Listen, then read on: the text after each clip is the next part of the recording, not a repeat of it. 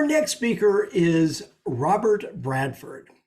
He's a pioneer in the field of strategic planning and management. One of Robert Bradford's key contributions was his emphasis on the importance of aligning organizational goals with key results. Robert's company, the Center for Strategic, the Center for, sorry, Robert blew the ears too. The Center for Simplified Strategic Planning. I've said that name a million times and I still blow it. Has helped clients to increase profits by over $1 billion since 1980 and includes 6 of the 10 best companies to work for in the US. I give you my good friend, Robert Bradford. Thanks, Ed. I actually am starting this because I want to make a point later on. I do like dinosaurs, but that's not the point. I did want to correct one little thing. It's not over $1 billion. It's actually over $50 billion. So that's some real money. It adds up over time. I want to share with you to begin with just a thing that happened to me fairly early in my career. This is about 30 years ago. I've been doing this for 35 years. During that time, I was working with a client down in Atlanta. When I went down to the meeting, I rented this, it was a crummy little, it was like a white Ford Taurus, and the air conditioner broke down about halfway to the meeting site, which in July in Georgia is not a pleasant experience. I was just sweating. I had soaked through my suit. It was so bad. And when I pulled into the meeting site, I pulled into a spot under a tree where there's some shade, which even then I was still hot because it was Georgia. And I noticed in the spot next to me, the receptionist, who's this beautiful young woman named Rebecca, was pulling up next to me in a brand new Rolls-Royce Silver Shadow. And in my mind, I'm thinking like, oh, how did she get that car? But I got out and said the nicest thing I could think of to say, which is, hey, that is a really nice car, because it's about a $250,000 car. And she just lit up and she said, I know, isn't it great? We just got our profit sharing checks. And at that point, I realized 2 things. 1, her air conditioner was working. And 2, I was not charging these guys enough money. How I did that is something I started to think about a lot. And after a few years of thinking about that, I realized my company has worked with thousands of other companies, and we came up with a lot of information. I just want to share a little bit of that information with you because I think you'll find it useful and valuable. So what I'm going to do is I'm going to just show you, first of all, there are 3 things that the best companies, out of these thousands of companies we work with, the best companies did these 3 things, and they consistently did all 3 of these things. And I'll talk to you about one of them today because I only have 8 minutes, but I want you to be aware of the other 2. So the first one, which I'm going to talk to you about in a little bit, is competency-based strategy. We'll talk about what that means in a bit. The second is strategic focus. I'm not going to tell you what that means, but it's related to the competency thing. And the third thing is a people-driven culture.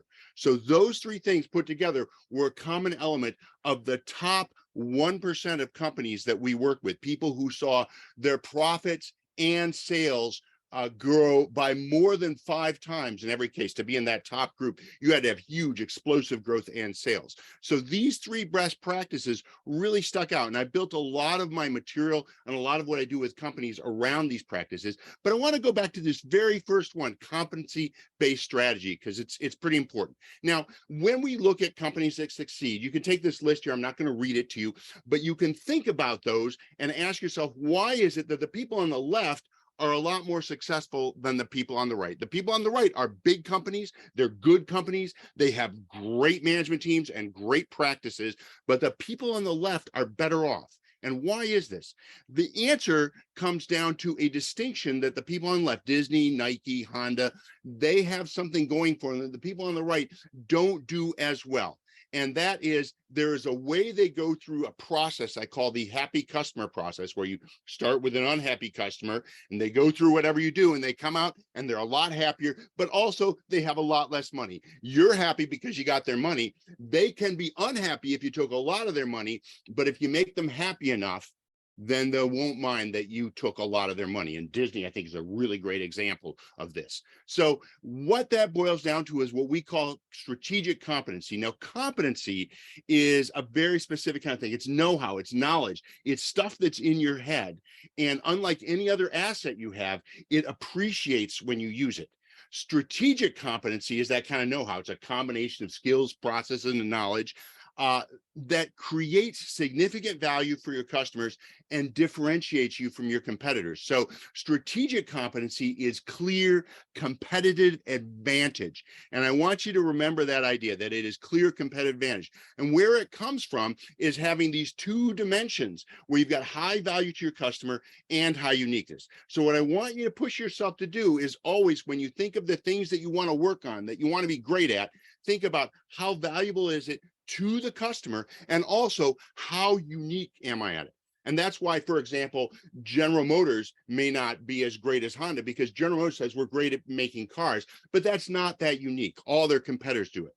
Now, Honda is great at making small engines, which is a little more unique, and that puts them a level above General Motors, because you could actually have 5 or 6 Hondas in your garage. You could have a leaf blower, a lawnmower, and so on. So that competency raises their uniqueness and pushes them up into the upper right-hand corner here. It's a very important concept. I want you to ask yourself, how can I apply this in my own operation? Because that uniqueness is like a license to print money if you've got it right. So another way of thinking about this, when you take those things that might be competencies, is you could put them into these 3 zones. The L-shaped so what zone, who cares? If it's low uniqueness, everyone does it. If it's low value, your customers don't care if you do it. The profitable businesses in most industries are in that profit zone in the middle there, where they got moderate to high value and uniqueness. And the people that have both high value and high uniqueness are like Disney or Nike. They are making big bucks because they do something really well, and they do it better than anybody else.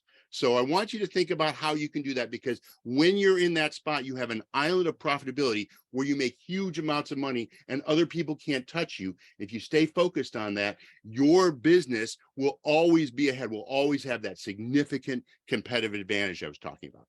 So will this pay off? Well, you think about that Rolls-Royce example, absolutely, it did pay off for them. I'll give you one other example that I went through fairly recently. I worked with a forms company that made tax forms, not very exciting, but one of the things we were facing that I said when I walked in was, we're going to be out of business in 10 years if we don't change this business, because people aren't going to be filling out paper forms anymore. And so we wrestled with that, and we said, well, what is the know-how we have? And what the know-how we had was compliance with the tax regulations. And so we actually took that and said, how is it going to be applied 10 years from now? We took a lot of cash out of that business and bought a software company. And now that company actually does the tax form side of most tax software that you might buy in the US today. And so that company went from a business that was plummeting. I think today they're doing 1/10 the sales they did in paper when we started, to where almost all of their business is online, software available tax data rather than the paper itself. It was a hard thing to do. Did it pay off? One morning, about 3 years into this, all their employees went in and found that the owner of the company decided he was going to get out of the business, and he gave each of them stock. Each employee got stock worth in excess of $350,000. So it paid off for them big time. They're much bigger than they were when we started, and they would have been a disaster if we hadn't done it. So think about how to apply that for yourself. Think about how it can pay off for you. And thank you so much for listening. I hope you got a lot out of that, and I hope it makes you think.